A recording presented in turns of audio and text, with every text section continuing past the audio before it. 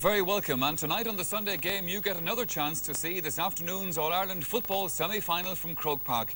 Now, whatever the outcome of today's match, it was going to be a very special result indeed, because if Galway won, that meant they were into a football and hurling All-Ireland double. If Tyrone won, on the other hand, it would mean their first time ever into the All-Ireland football final. Well, with all that at stake, it was bound to be close. Still Stephen Joyce picking out Tomás Tierney. There's the shot. Great save by Skelton, but it goes over for a point. And the highlights of that match coming up shortly. We'll also be talking to Enda Collern, our regular football panellist here on the Sunday game, who'll be giving us his analysis of the match a little bit later on, and who will also be picking for us his man of the match. Well, now, at the beginning of the championship, one would hardly have predicted that Galway and Tyrone would be contesting this afternoon's semi-final at Croke Park. But against all the odds, they came through to win their respective provincial championships. And so they provided an unusual lineup then in these semi-finals. Well, Galway brought to Croke Park this afternoon their football tradition. But Tyrone brought their thousands of supporters, and they provided an exciting setting. Your match commentator is Ger Canning. And so the Tyrone supporters having come here in their thousands, as you can see, and it's very much like a home from home for them. Thousands upon thousands of them here. 15 to 18,000, I would estimate. And Tyrone with their young mascot there, and Kieran McGarvey, the fullback. They lose two of the chosen 15 through injury. Pat McKeown replaces Sean Donnelly at right full-back, while Padge Quinn comes in atop of the right for Stephen Rice. Both Donnelly and Rice failed fitness tests here in Dublin this morning, as Art McCrory's team bid to make history. 8 of the team in all faced Dublin at this stage 2 years ago, including team captain Eugene McKenna and their top forward, Damien O'Hagan. This is Eugene McKenna, a marvellous player who's overcome the handicap of arthritis in the hips. A player with great hands and a shrewd brain. And they say in Ulster that he's the best player in that province since Sean O'Neill. Tomás Tierney, the number 6 for Galway. He's 25, he comes from Milltown. And he's played, I suppose, just about everywhere. But he tells us that centre half-back is his favourite position. Galway making just one change from their Connacht final lineup. That's Stephen Joyce, their late match winner, holding onto a corner forward spot in place of Rory Fahy, with Barry Brennan picked at right half forward. The side is captained by Tomás Tierney at centre half back, with former All-Star Seamus McHugh manning the full back position. Paddy Collins from Westmeath, the match referee, looking around, making sure that everything is in order. And it's going to be Tyrone who will play from left to right in the first half. So, a very evenly matched set of teams, it appears, vying for an All-Ireland final place. Tradition favouring Galway, of course, as Gay McManus gets possession towards Stephen Joyce as they come looking for an opening score. No question of a foul, he just lost possession, and that's John Lynch, one of 3 blondies playing for Tyrone this afternoon. Eugene McKenna with that huge leap forward. Tyrone today playing in their 5th All-Ireland semi-final. It's Galway's 34th, and it's Tyrone who have the free. And there's His Eminence Cardinal Tomás O'Fee with Dr. Mick Loftus, President of the GAA, to his right, our left. Nice catch by Eugene McKenna, such a skillful player, to Mickey McClure. Outside it, he's got Damien O'Hagan. Can they open up this Galway defence? O'Hagan kicking, and O'Hagan has scored the first point. Yes, inch perfect, and there are 4 minutes gone. That's the start that Tyrone supporters have wanted to see. Look at that for support. It's the best support, I suppose, to come to an All-Ireland semi-final since Armagh in 1977. Harry McClure fists it down towards Damien O'Hagan, transfers it off to Sean McNally. McNally with the right boot, not a lot of direction, kept in play somehow by Mickey Mallon, and there's a pull down, but the referee says play on. Here's McNally once again, who started all of that, and they're going backwards now. McCabe stops it. Here's McNally, 3rd attempt, and he gets the point. Well, he was involved in that twice before finally putting it over the bar. And the Brackerville man from Tyrone gives his side a 3-point lead. It came back to McNally. And this is where they were going backwards. But McKay once again finding McNally, who eventually found the range. That's Kieran McGarvey knocking it out to Gay McManus. Cross towards Michael Brennan, touching it down towards Pádraig Kelly. Galway looking for an opening score. Pádraig Kelly is held, and that's a free in. Pádraig Kelly, the man known in Galway as Dandy, that's his nickname, as Aidan Skelton organises the defence. Stephen Joyce then tapping it over. It's Galway's opening score. And looking around Croke Park, I can honestly only see about a half a dozen flags flying for Galway.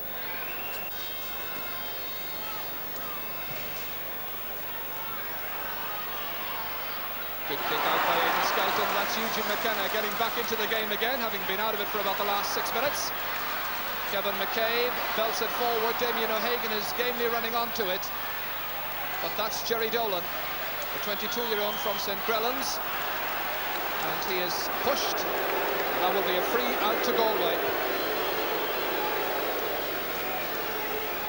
Jerry Dolan, who plays for St. Grellans, which is now an intermediate club. And he really outshone Tom O'Brien of Roscommon in the Connaught final. An All-Ireland junior medal here last year for Galway against Kerry.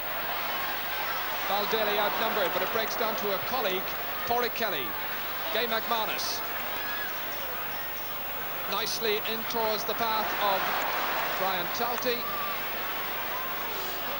Galway need a lot of commitment now from their forwards. Brian O'Donnell towards Pádraig Kelly. Pass over hit. And Galway playing with very little understanding so far in the forwards. Plunkett Donaghy. Seamus McHugh got the vital fist to that, down to his captain, Tomás Tierney. Here's Barry Brennan. A wild kick, that one, by Joe Mallon. The only mistake he's made so far, however. Plunkett Donaghy, totally, completely unmarked. Tyrone looking by far the fitter side. Here's McClure, and Mickey McClure has, for the second time in the game, missed what can only go down as a gilt-edged chance. But what about the penetrating pass by Plunkett Donaghy? The defence caught napping. The finish should have been better. It's all Tyrone in midfield. Plunkett Donaghy, one of the 8 players who played here 2 years ago, one of 9 players in all in the Tyrone team, hoping to get the nod from Kevin Heffernan tomorrow at noon when the panel of 40 for the Australian tour will be announced. Later on, of course, that will be whittled down to 28. Brian O'Donnell, a chance for Galway. Oh, what a chance and what a goal! Brian O'Donnell has given Galway the lead. Watch it again. An overconfident given Galway the lead. Watch it again. An overconfident bit of defending, allowing Brian O'Donnell in, and the finish was unerring.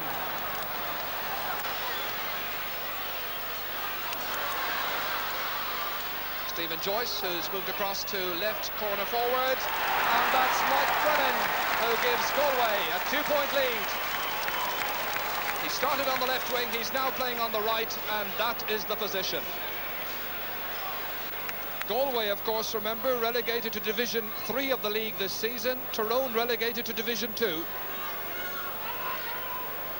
But it's the Connaught champions who are enjoying the better of the action in the second half of this first 35 minutes. Sean McNally. Eugene McKenna, his centre forward. Damien O'Hagan, who's having quite a tussle with Seamus McHugh. An inviting ball in. Sean McNally's got it. Here's McKenna. A point. So 2 points between them again. Eugene McKenna's first goal of the game. And once again, the Tyrone supporters cheering on their support. It was Sean McNally who was again the one who set it up. He was the scorer of their last point. McKenna gets this one. So two sides then battling it out for a place in the All-Ireland final, which will be here in Croke Park in 5 weeks' time. Eugene McKenna. It's a point. Everything he does it well. So now, there's just 1 point between the teams. Galway remain the leaders. Tyrone, it seems to me, offering the greater promise.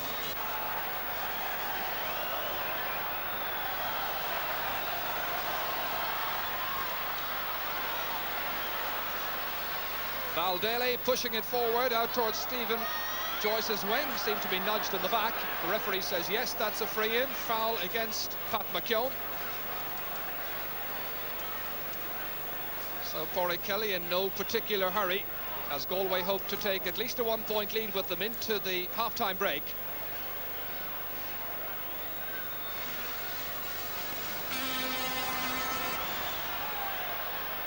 Brian O'Donnell got a fist to it but couldn't keep it in play.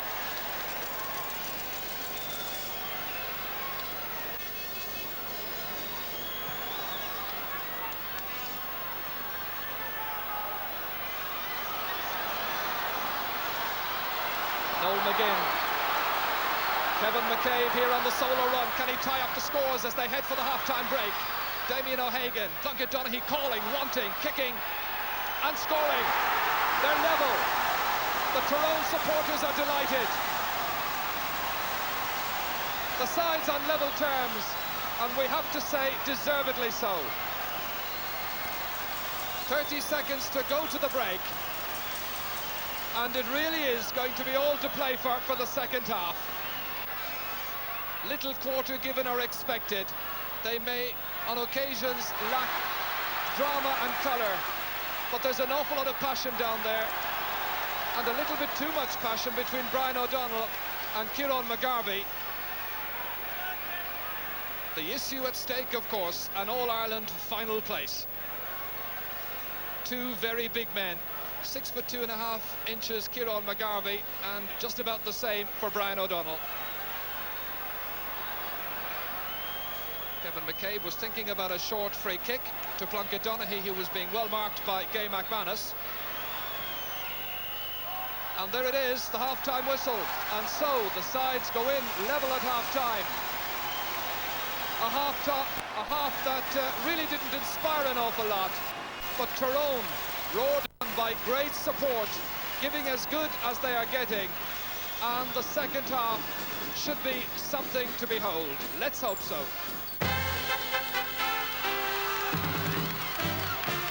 Tyrone, or will it be Galway? Galway then seeking to emulate their hurlers from last week. Tyrone, the Ulster champions, bidding to get to the final for the first time ever.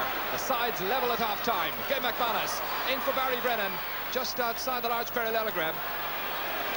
He holds too long, doesn't release the ball, and so it's a free out to Tyrone. Barry Brennan, who hasn't scored in the match so far. Here's Plunkett Donaghy. Towards his partner, Harry McClure, well cut out by Enda Gearan for Galway. The Galway half-back trying to push up there to link up with his forwards. This is Kieran McGarvey, recently back from his honeymoon in Cyprus, just rejoined the Tyrone training party on Wednesday night. Plunkett Donaghy, Kevin McCabe overlapping to Harry McClure here, 45 metres out from the Galway goal, towards Damien O'Hagan, who was swung around by Seamus McHugh. And Tyrone get a free in. Harry McClure very much in the thick of the action. Great day for brothers, of course, here. You've got the Brennans of Galway, the McClures of Clonaux, the Mallons of Eden Dork, and even Sean McNally and Plunkett Donaghy are first cousins. Bad kick, but it reaches Damien O'Hagan, and he just can't. He does. From here it seemed that it gone wide. So did some of the Galway players, I think it was wide, but the score counts, and Tyrone have retaken the lead in the second minute of the second half. Damien O'Hagan has now scored 2. That's solidly Tyrone support, really. Thomas Tierney to Brian O'Donnell. Two men mark him, and it's Kieran McGarvey, the man from Acharon, who takes it away. Harry McClure to Plunkett Donaghy. They lead Tyrone by a point. Plunkett Donaghy was trying to get that inside to Eugene McKenna, who was unmarked, but it's cut out by John Fallon. Val Daly, good penetrating ball towards Brian O'Donnell, down to Mac Brennan. Brennan, can he get the equaliser for his side? Maybe Gay McManus can. Yes. So the sides are level after 4 minutes of this second half. Again, it's interesting. It scarcely raises a cheer in earnest, because I can't imagine there are more than several hundred Galway supporters here for this match.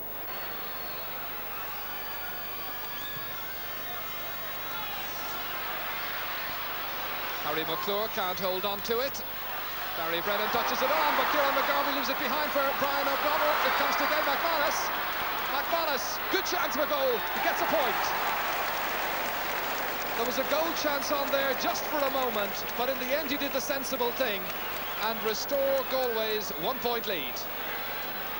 Brian O'Donnell was very much in the thick of the action again. Kieran McGarvey left it behind as Gay McManus had to beat off the challenge. He spotted the goalkeeper off his line there, but eventually kicked up and over.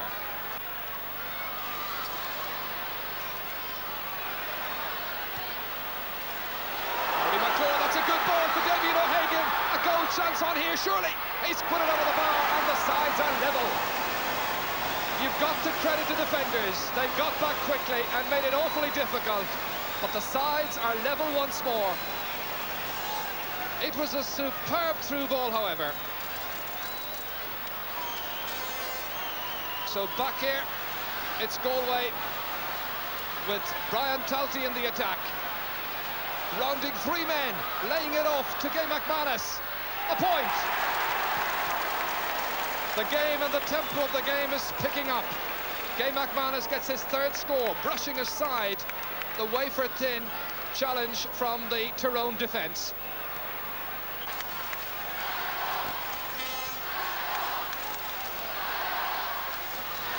Damien O'Hagan, or Harry McClure rather, in towards Damien O'Hagan. Eugene McKenna trying to get onto it. Play very scrappy, very loose. Here's McKenna. Tyrone badly needing a score.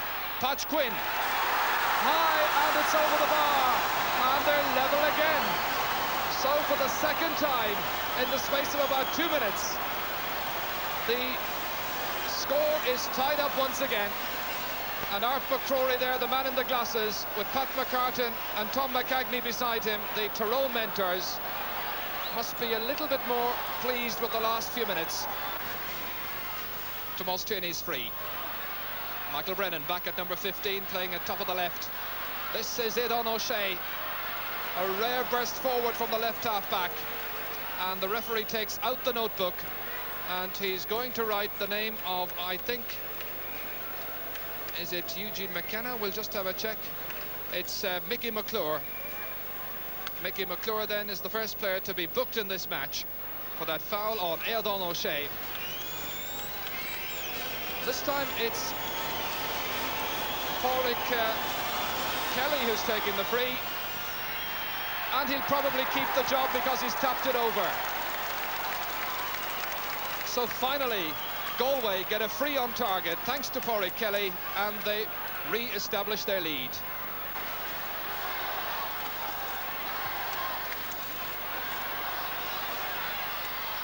Galway, of course, with plenty of experience in their ranks, players who played here in semi-finals right throughout the 80s, and of course in the 1983 All-Ireland final itself.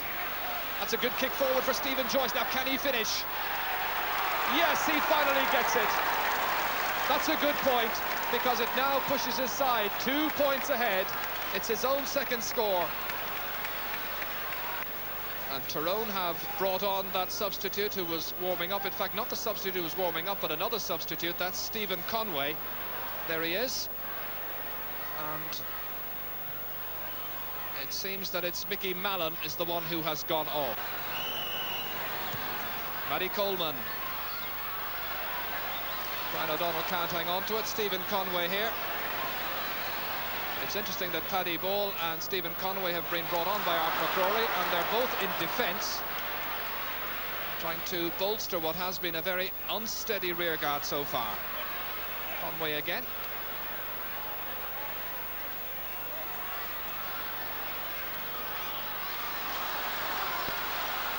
Sean McNally, Blanca Donaghy here.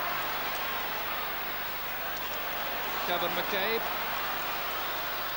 He seems to be moving forward into the half forwards, McCabe. Eugene McKenna can't hold on to it. We've seen very little of the Tyrone captain during this second half, but it touches a defender, and that's a 45. So the first 45 of the match comes with 11 minutes remaining. And the Tyrone supporters at this stage looking very dispirited indeed. They've been built up to expect a lot from their team. Somebody calculated that the Tyrone team trained for something like 71 sessions in 1986 alone, and they were expecting a very fit and lively performance from the Ulster champions. They have been disappointed so far. But Noel McGinn's kick is inch perfect, and now there's just a point in it again. As we were saying, the issue is probably going to be in doubt right into the last 5 minutes.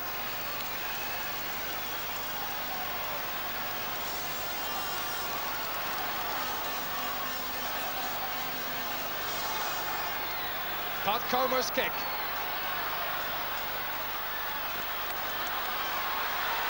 Aidan O'Shea loses it.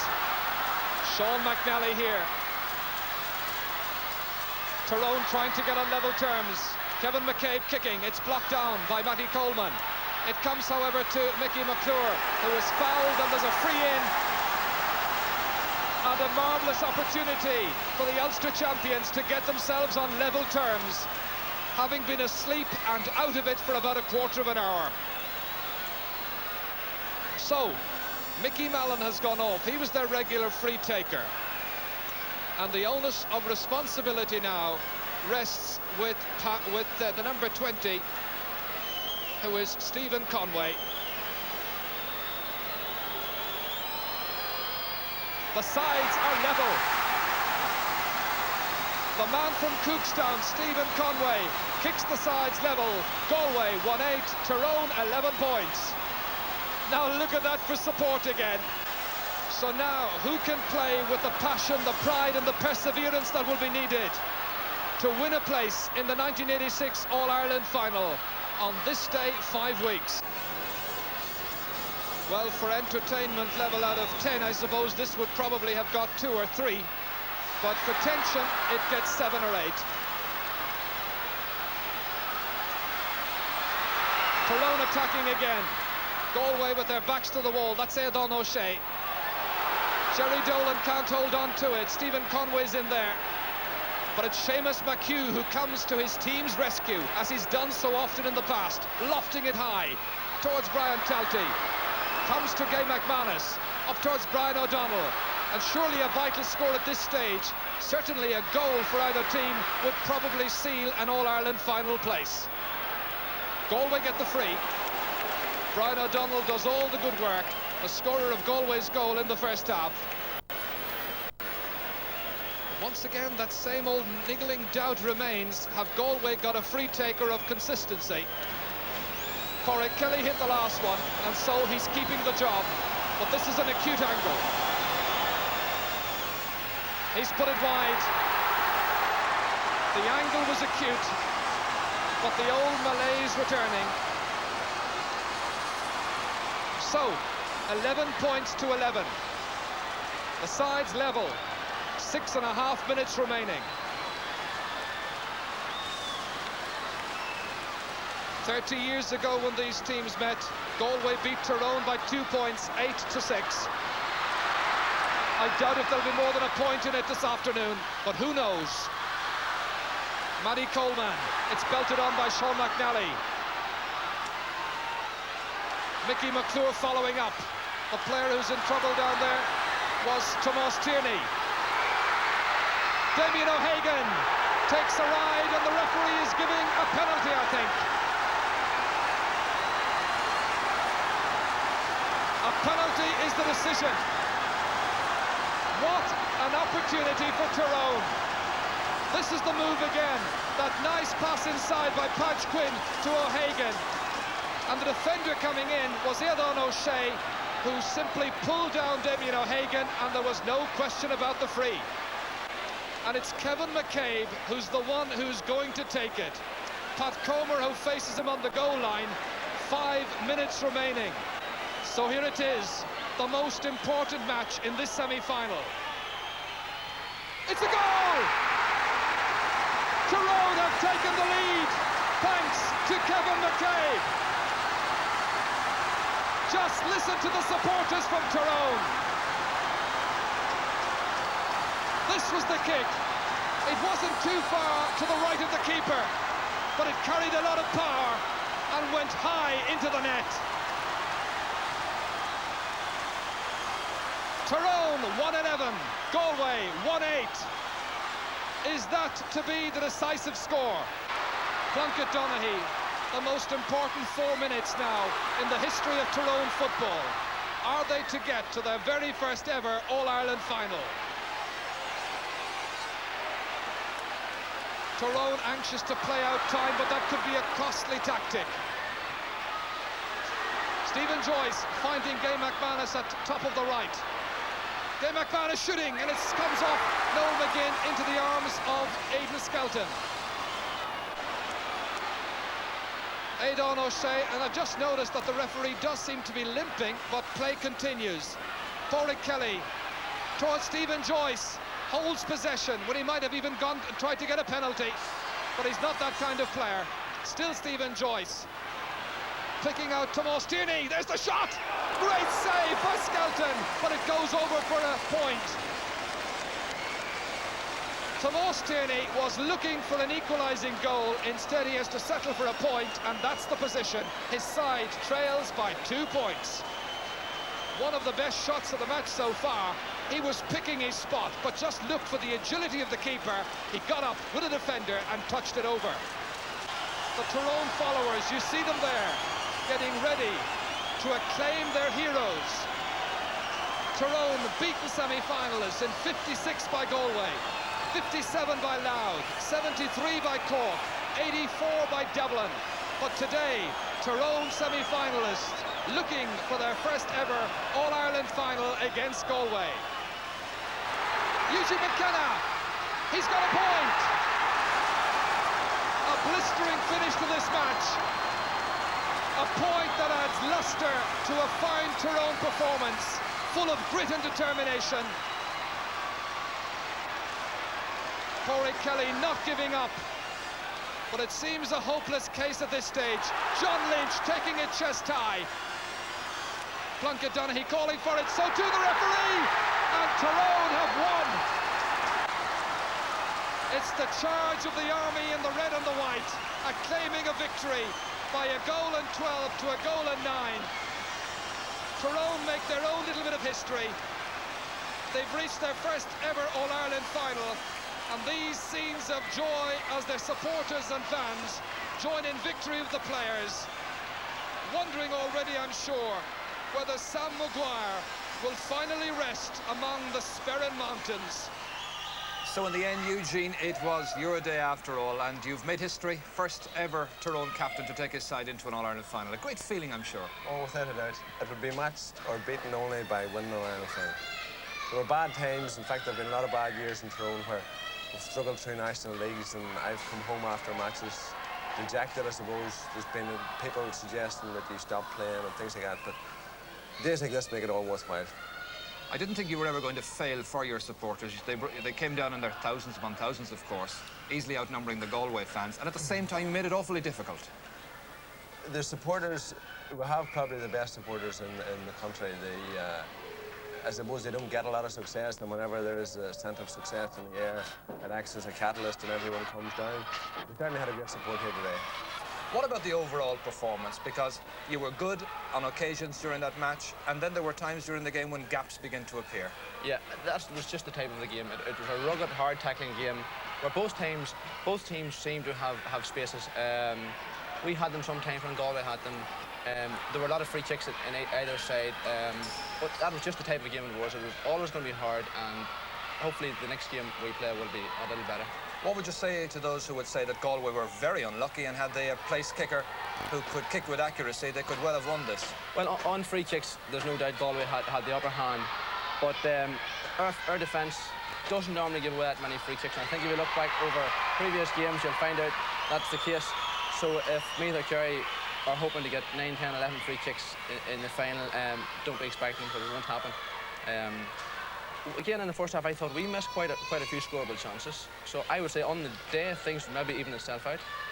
We played well, but having said that, we conceded probably about 15 minutes of each half where Galway had total domination. And it was almost a kicking in match for Galway. It's a bit like the first round of the Ulster Championship where we played Derry. The exact same thing happened in the second half. We defended well, and then we broke out and we scored the vital scores. Well, so then, every congratulations to Tyrone, indeed, on their success today. And it's a pity, you know, that we don't see northern teams do better in Croke Park, because they bring such magnificent support. And we're certainly looking forward to the atmosphere I know the Tyrone supporters are going to create in the final. Now, one man, I think, not maybe particularly delighted with Tyrone's success today is with me now, Enda Colleran. Defeat for Galway, Enda, but nonetheless, I'm sure that you'll be the first to congratulate Tyrone on their success. True, yes. I'm a little disappointed because it was a game Galway could have won had they availed of the majority of their scoring opportunities, but all credit to Tyrone. We thought they might be affected by Croke Park nerves, so on, but they got down to it and started very well. At certain times during the game, then it did seem that Galway had the upper hand, but Tyrone always fought determinedly and doggedly, never gave in, like in the Ulster final, and they triumphed in the end, largely because of this determination and will to win, I thought. Yes, when things were going against them over the last 10 minutes of the game, we thought that Galway had got a grip on the game. It was then that they seemed to be at their most resolute. They really fought back well over the last 10 minutes. Yes, they did, and I think that that's a very important psychological time in any game, really, and they came at Galway then, and Galway had to concede the penalty, and that was really the turning point.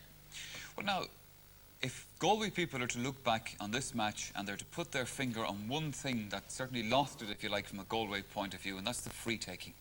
There were some woeful misses altogether today, and I'm afraid that Stephen Joyce, who had won them a place in the All-Ireland semi-final with his goal against Roscommon in the Connacht final, he was the main culprit. Yeah, certainly. It was unfortunate that Stephen had an off day, and indeed as had Pádraig Kelly after him. But to win an All-Ireland semi-final or final, you must have a reliable place kicker. I think Dublin have proved that with Jimmy Keaveney in the past, Barney Rock, Kerry with Mike Sheehy. It's an essential. If you don't have that, you can't hope to win an All-Ireland final, and Galway did not have that today. I'm sure that looking at the Leinster football final at Meath, people couldn't disagree that had Barney Rock not gone off in the Leinster final injured, that the result might have been different. So it's absolutely crucial to have somebody like that. Yeah, I think it is, and in most of the championship games that we experienced this year, we did note the terrible place kicking and even kicking from the hand, that it's an art that is dying fast. Why do you think that is, Enda? What's the reason for that? I think the main reason is that now teams are too interested really in tactics and physical fitness, and that they don't devote enough time to this aspect of the game. That before, players used to practice this not during organised sessions but when they were at other times, but now players only practice when sessions are organised for them, and they don't put enough emphasis on this. Well, now, looking at this Tyrone team into an All-Ireland final, again, going back to the beginning of the season, we speculated then who might be in the All-Ireland this year, who might win it. Tyrone wasn't mentioned that very often, but there they are in the final. How good a side are they, do you think? It's a year of surprises, really. Now, at times today, they looked very good in the sense that they put together very good movements from their own backline and built them up. Difficult to say because today was a close, rugged type of a game, but on their determination alone, really, they're going to be hard to beat.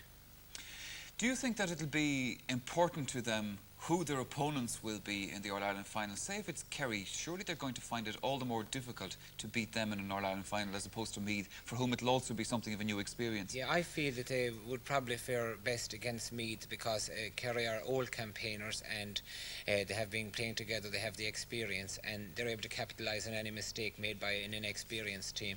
So that I think Tyrone would have a better chance if they did meet Meath in the All-Ireland final. But I think you would agree, Enda, that it's absolutely marvellous to see a Northern team in the final because they have such magnificent support. And the game is much stronger in Ulster than at times I think it gets credit for around the rest of the country. Yeah, it certainly is, because when you see an Ulster team in an All-Ireland semi-final, not alone will you have the supporters from that county alone, but from all of Ulster really, and they bring colour and atmosphere to Croke Park, and they deserve credit and praise for the way they support their teams. Well now, Enda, in today's match, as indeed there is in any match, there are always a few talking points, there are always the few incidents that give people something to debate over during the week, and today was absolutely no exception there. And looking back on some of those incidents, you know, it's amazing the things that kind of escape during the match, escape the referee's attention or the linesman or whatever, but they're there and you look back at it and it's obvious to almost everybody else. And here's an example now. Watch when Val Daly gets possession here. He gets the ball, hops it, he's tackled, turns, hops it once more, evades another tackle and kicks it over the bar. He hopped that ball twice without playing it, which was a foul really, but not many people in Croke Park noticed that today. And here's another one coming Another up. example now, a free that's mishit really, I think, but it went to... Did it go wide or did it go over the bar? O'Hagan, and watch, did it go wide or over the bar? The umpire signals a point, the Galway backs disagree, but that was counted as a Tyrone point. Yes, one of those things now, there was one on each side which balanced it up nicely, but as I said, you know, it's the kind of things that you find people certainly write to us about during the week in the programme. Now, I think we're probably going to find there's an awful lot of letters will come in during the week as well, and about the penalty incident. Now, whatever the rights or the wrongs of it, we won't go into, but it is a talking point. If we look again at the penalty, we'll see there's a question of whether Damien O'Hagan was inside or outside. Yes, where the actual foul takes place. Here Podge Quinn passes the ball in a very nice pass into the path of Damien O'Hagan. Aidan O'Shea is coming to tackle him. Now watch, where does the foul take place? He's outside the rectangle now. He's inside it now. And a penalty. Now, I would think that if you're a Galway supporter, you would definitely say that the foul took place outside the rectangle. If you're a Tyrone supporter, you would have no doubt whatsoever that it took place inside the rectangle.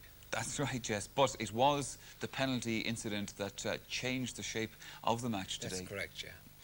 Now, you have been saying to me over the past 35 or 40 minutes or so at every couple of intervals, and don't forget about the man of the match. You seem to be insisting that I should be reminded about that this week. I was never going to forget it, but who did you pick out of today's game as the man of the match? Yeah, the main contenders, first of all, for Galway, I thought that Gay McManus had his best game ever, and Seamus McHugh, Tom Tierney also played very well. For Tyrone, Eugene McKenna and Plunkett Donaghy, I thought were the main contenders, but I have chosen Plunkett Donaghy because I thought he was the powerhouse of the Tyrone team today, that he worked non-stop through the whole 70 minutes, and he ranged up and down the field and did his midfield duties as well. Well, Plunkett Donaghy certainly put in a masterful performance for Tyrone today. I'm sure the Tyrone supporters will be all very, very pleased with the way he performed.